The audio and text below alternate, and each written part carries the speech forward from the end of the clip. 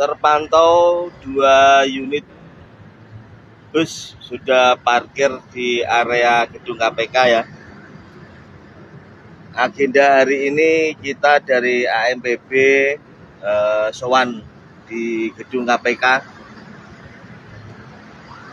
Kita akan memberikan support, dukungan, dan ucapan terima kasih karena KPK sudah benar-benar serius menangani kasus korupsi di Kabupaten Pati.